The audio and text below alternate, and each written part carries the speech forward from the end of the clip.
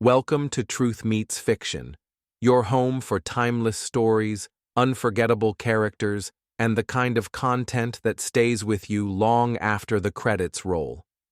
Whether it's fact, fiction, or somewhere in between, you'll find it here. Let's begin.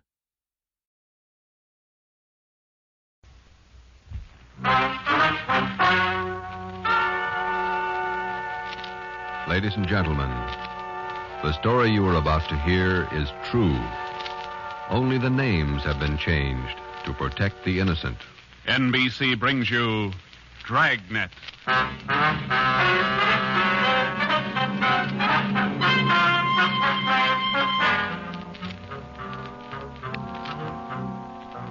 You're a detective sergeant. You're assigned to robbery detail. There's a potential killer on the loose in your city. 18 women have been beaten and robbed by this man. The newspapers call him the Werewolf. Your job is to get him. Dragnet, the documented drama of an actual crime, investigated and solved by the men who unrelentingly stand watch on the security of your home, your family, and your life. For the next 30 minutes, in cooperation with the Los Angeles Police Department, you will travel step by step on the side of the law through an actual case from official police files from beginning to end, from crime to punishment. Dragnet is the story of your police force in action.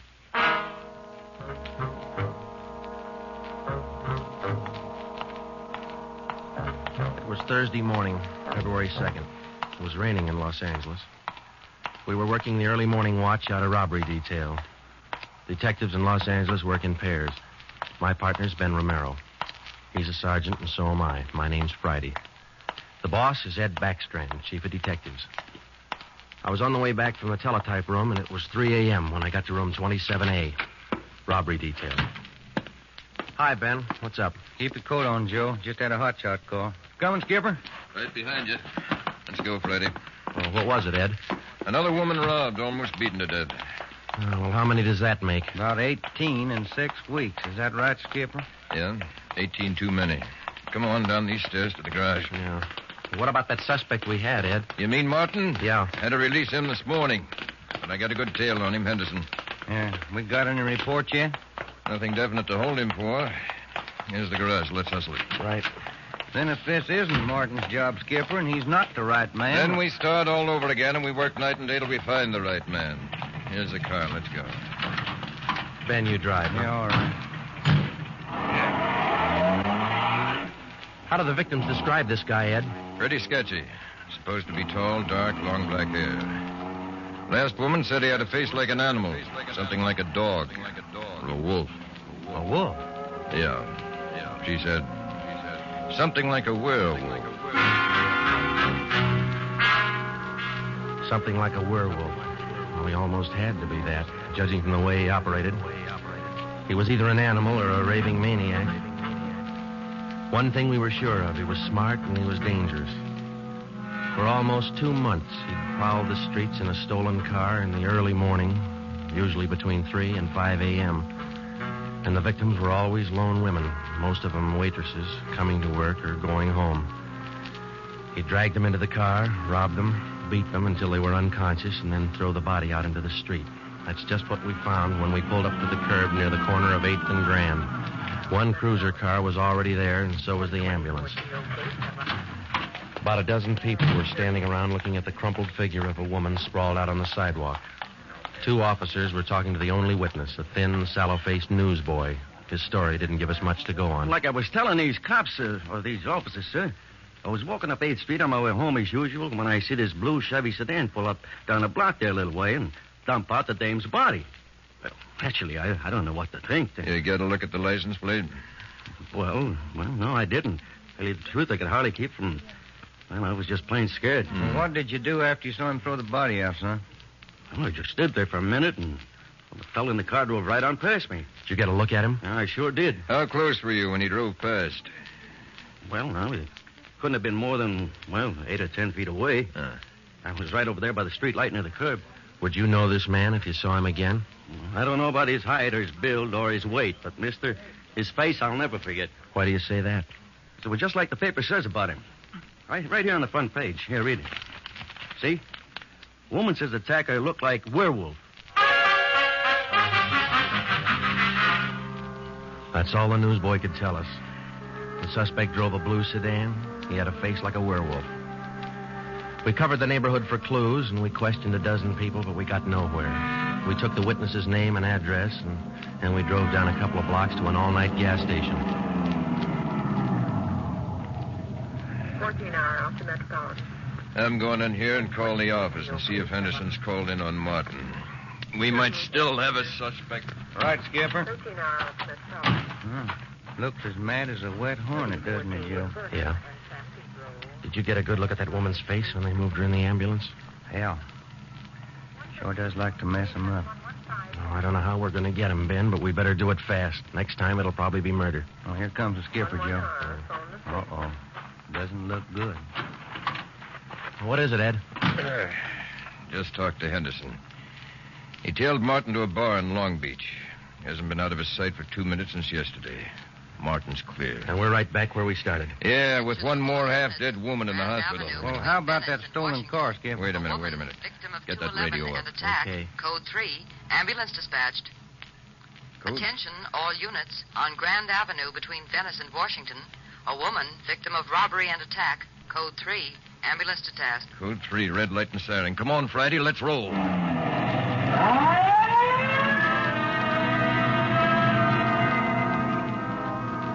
We couldn't be sure, but it sounded like another one. 6 minutes later, we were there. Same story. Werewolf. The next day, the chief ordered the number of cruiser cars doubled in the Central District. This was for the early morning watch with plainclothesmen to back them up.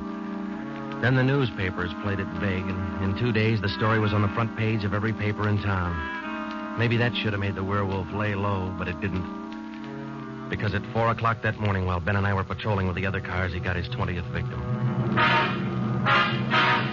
Attention, all units. Whittier between Soto and Matthews. A woman, victim of 211, an attack. Code 3, ambulance dispatched.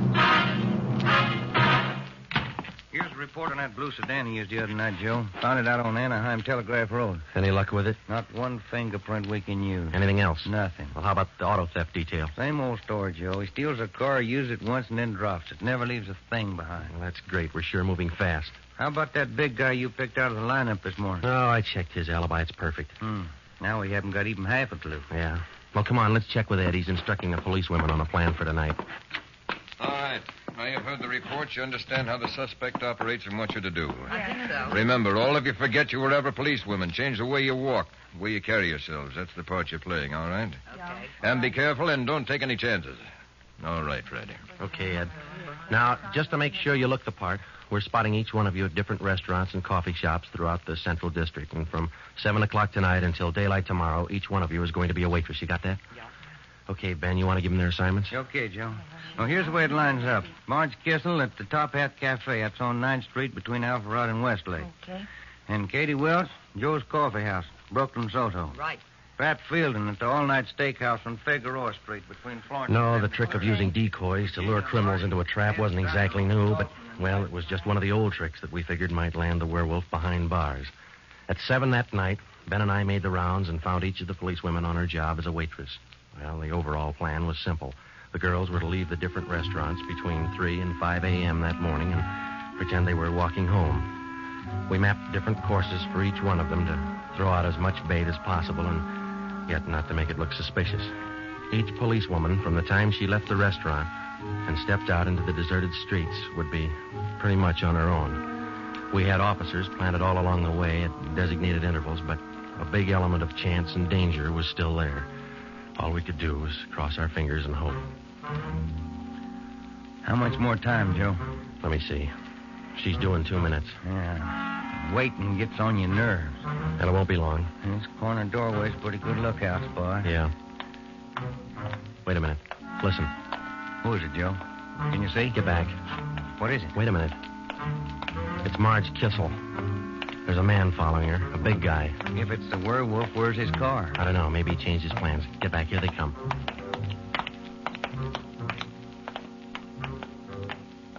Get a look at him, Joe? Oh, pretty good. Not too suspicious. Might be coincidence. Well, I got a pretty good lead. Come on, let's go. Stay back in the shadows. Hey, Joe. Hmm? Joe, where'd the guy go to? I lost him. The little coffee shop up in the next corner, see? Take a look. Oh, yeah. He's opening the door. He's turning on the lights. Yeah. Looks like a false alarm, Joe. Well, let's check him anyway.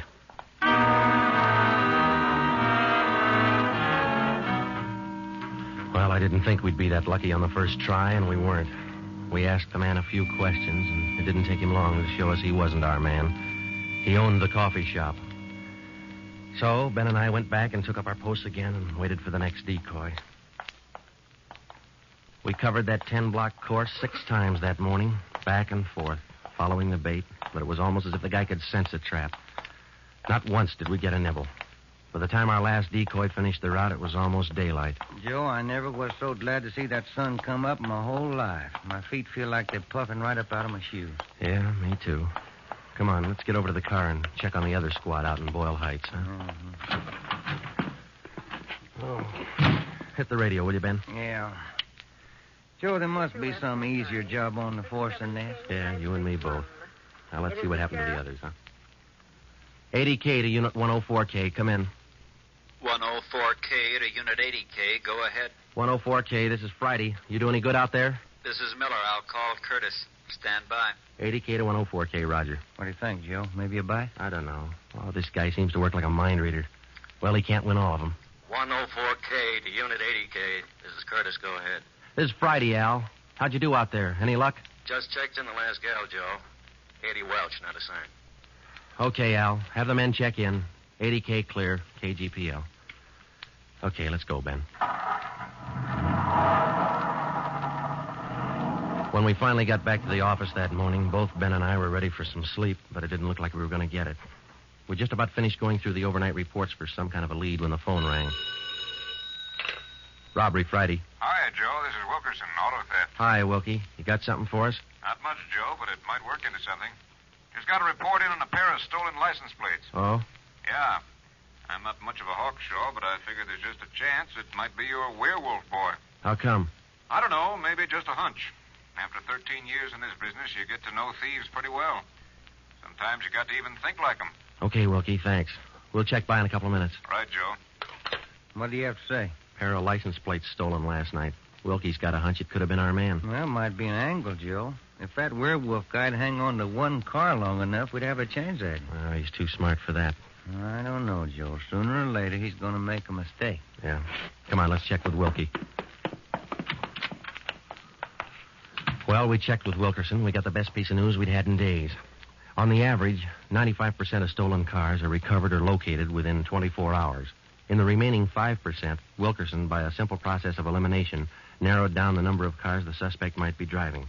Wilkie figured 6 cars. There they are. Now, I'll bet you if you picked up your man tonight, he'd be in one of these cars. Let me see, huh? 2-door black sedan, yellow convertible, another sedan, green, blue coupe, black coupe, and a gray convertible. Well, that's good work, Wilkie. At least we got something to look for now. Yeah, you're right, Joe. Wilkie, you got the numbers of those stolen plates you're talking about? Yeah, right here, Ben. They're already on the hot sheet. Good. Keep us posted, huh? As usual, Ben. See you later, Wilkie. Well, that's a good break, Ben. Something to keep us busy tonight. Tonight? What do you mean? We're setting another trap.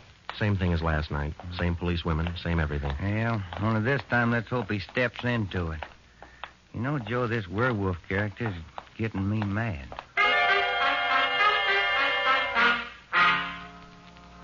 That night, we followed in our own footsteps. We planted the policewomen decoys in 3 separate districts, and a few minutes before 3 a.m., our squad of men took up their positions. The same policewomen went to their waitress jobs in the same restaurants, and Ben and I and the rest of the men stood in darkened doorways or empty filling stations or whatever cover we could find. And we waited and waited. What time is it, Joe? Let me look. 4:30. Thank you. Any sign, Joe? No, nothing yet. Come on, stay in the shadows. That's the way it went all through the early morning. The same plan over and over again until daylight. Ben and I'd check in at the station, go over the late stolen car reports with Wilkie, catch a few hours sleep at home, and then come back and do it all over again. The next night, and the next morning, and the night after that, and the morning after that.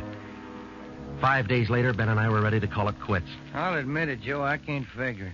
The guy's either psychic or else he can smell a cop a mile away. Yeah, well, at least we got that stolen car angle left. Did you check with Wilkie yet this morning? I'll give him a call now. All right.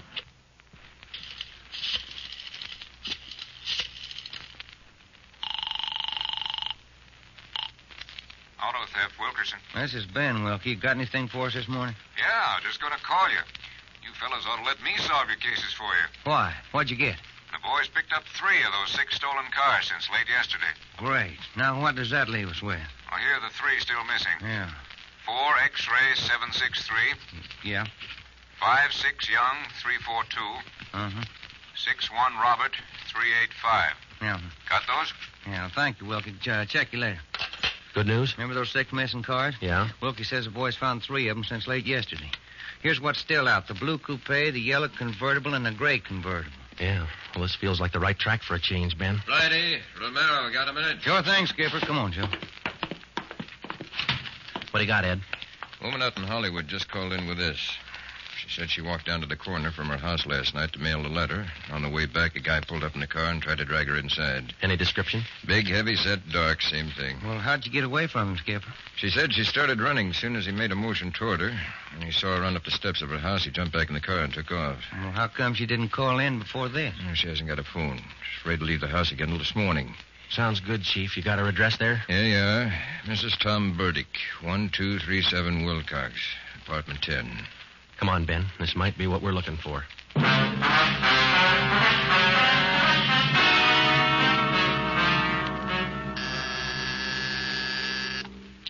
is it? Who's there? Sergeant Friday, ma'am. Police. Oh, just a moment. I'm Sergeant Romero, Miss Burdick. This is my partner, Sergeant Friday. We come out to check on your call about that little trouble last night. Oh, well, I don't know if I'm going to be much help to you. I was so frightened about all I could do was just run. Well, could you add anything to the man's description, Miss Burdick? I mean, other than what you told the chief on the phone?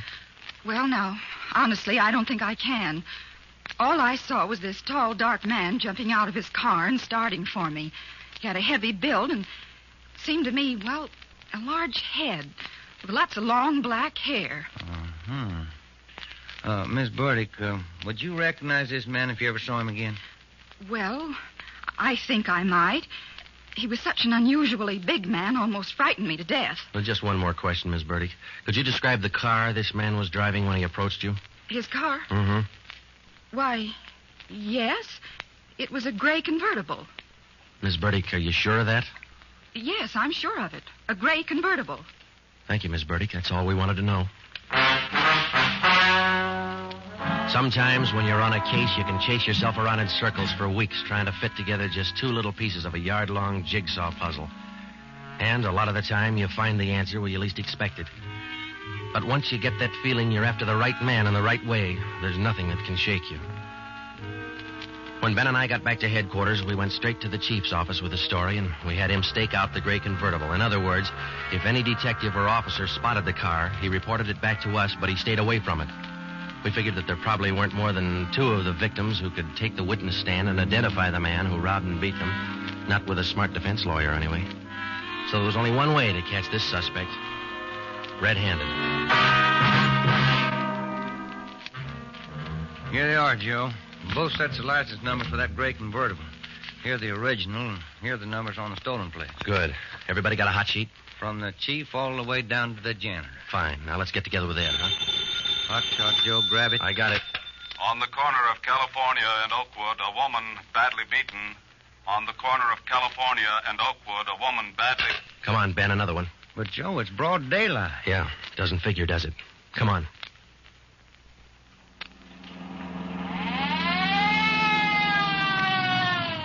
That vacant lot over there, Joe. 2 plainclothesmen and uniformed officers were keeping the crowd back. An ambulance was drawn up by the curb, but it was empty. When we got down to the rear of the lot, we found out why. They were waiting for the coroner. The woman was young, not much more than 30. Her body was half sprawled across the muddy ground, and her face was turned upward. It had been badly beaten. They figured it happened last night, Sergeant. Have the fingerprint men been notified? Yeah. How about the crime lab? Just called them. That's good. Now, let's keep everybody out of the area till they get here. All right, Sergeant. Who found the body? One of the kids in the neighborhood. The woman was dead when he found her. Did she live around here? About a half mile away. I hear she's got 3 kids. Or she had 3 kids. Uh-huh. You seen enough, Ben? Yeah. Let's get on back to headquarters.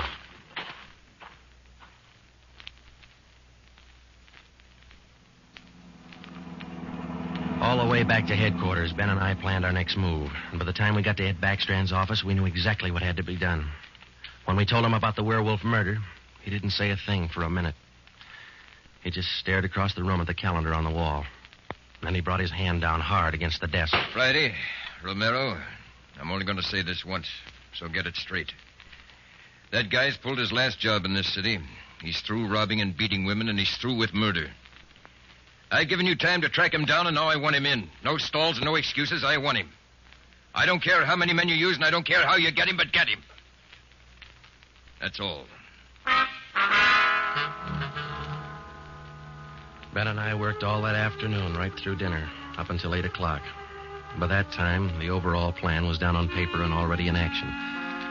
It was one of the biggest things we'd ever tackled, and, well, we didn't know if it was going to work. We only knew it had to work.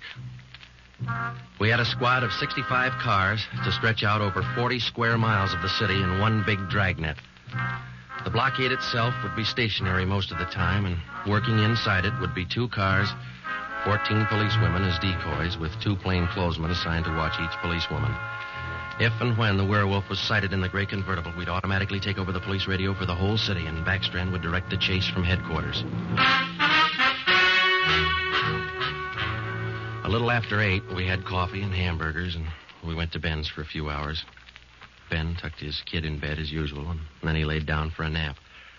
I talked to his wife until I dozed off in the chair. At 11:30, she woke us up. I combed my hair, put on my coat. Cops' wives are like everybody else's. They worry. When we met Ed at headquarters, we did some last-minute checking on details with Backstrand for about a half an hour, and then we were all ready to go.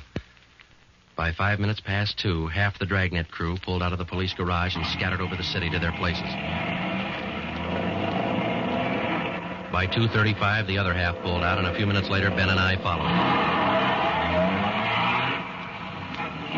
At 3 minutes to 3 that morning, Backstrand took over communications and checked every car in the operation. It was a good start. Every man in his right place by the right time. The trap was set. All we needed now was to find our suspect, the werewolf, inside. Control 4 to Unit 80K. Control 4 to Unit 80K. 80K to Control 4. Go ahead. This is Backstrand standing by. 80K, roger. Clear. KGPL. Okay, Ben. Now let's go find him. I got a hunch, Joe. Let's try the Wilshire district first. Sounds all right to me. Let's go.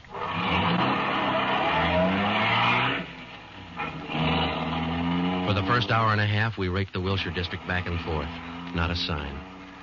Then about 38 minutes past 4, we headed back for the downtown area and parked in an alley where we could double-check on one of our policewomen decoys. Here comes one of the gals now, Joe. Pat Field. Bet her feet are almost as tarred as mine. Yeah. You see anything else, Ben? Nothing. Quiet as a church. No, wait a minute. Car just turned the corner. Heading up in the same direction she is. Joe. Joe, it's slowing down. Wait a minute. It's pulling up beside her. It's a gray convertible. It's him, Joe. Come on. Ben, get down. He sees us. He's got a gun. You all right, Ben? Yeah, look at that guy take off. 80K to Control 4. 80K to Control 4. We've spotted the suspect. He's driving a gray Ford convertible. License 61 Robert 385. Suspect's headed east on Olympic from Alameda, driving without lights. Suspect is armed. He had a fast car and he knew how to drive it. We almost lost him twice.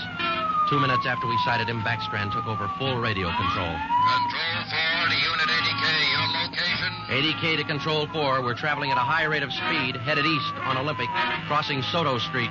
Control 4 to all units. Stand by. Units 11A, 12, and 13R close in on the intersections at Olympic and Lorena. units 41, 42, 45, and 104K move on the next 4 crossings east of that. To the north and south, units 105K, 14A, 17R, 43J. Block all main arteries.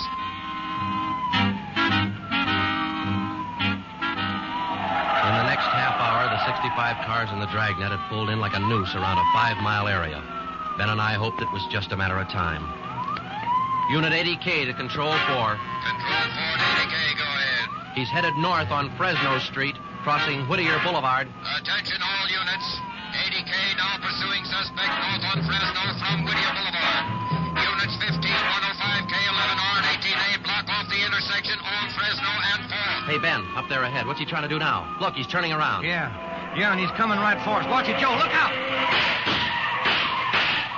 Pretty close. 80K to Control 4. Control 4 to 80K, go ahead. Exchanging shots with suspect. Watch it, Ben. Here he comes again.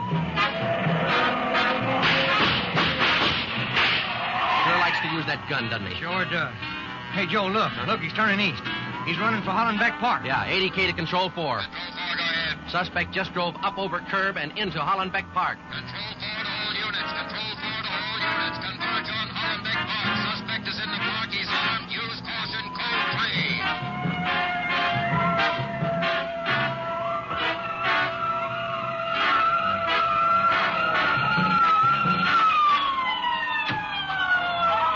There he is, Ben. Watch it. Looks like a night baseball game with all these headlines. Yeah, come on. Let's get him. Yeah. Never say die, huh, Joe? Joe, can you get a shot at him? Don't shoot! Don't shoot! I'll give up! Don't shoot! Then step out in the open and get your hands in the air. All right, I give up, but don't shoot! You're a brave killer. Yeah, come on. All right, you get your hands in the air. Come on, higher. Joe, look out. He's got a knife. I got him. Joe, those women were right.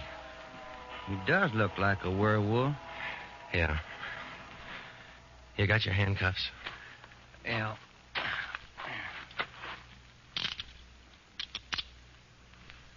Okay.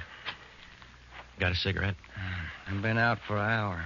Little place across the street. Maybe we can get some there. Okay. There's the crew from the 41R. Hey, fellas, take him into robbery, will you? Okay, Friday. I think there's a vending machine in there. Uh-huh.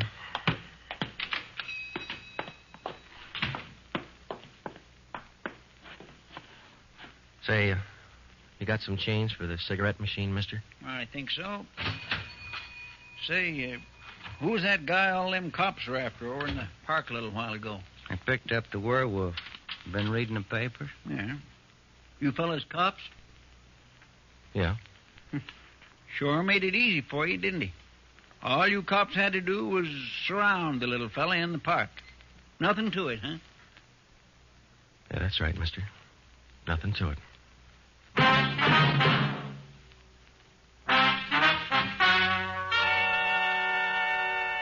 The story you have just heard was true. Only the names were changed to protect the innocent. Walter Barton, known as the Werewolf, was tried and convicted and is now serving a full life sentence at the state penitentiary.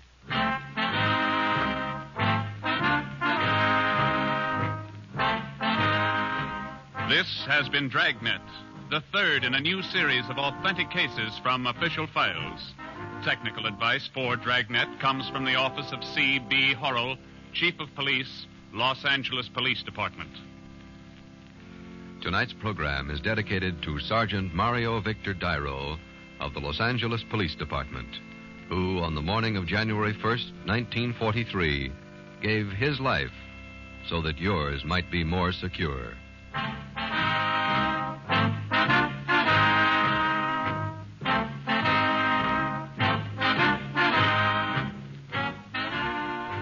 Dragnet came to you from Los Angeles.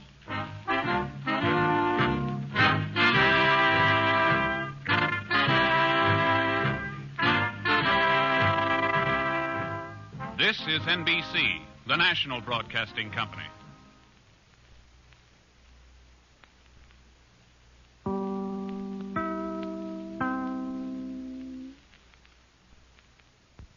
Every story leaves a trace, some in history, others in the shadows.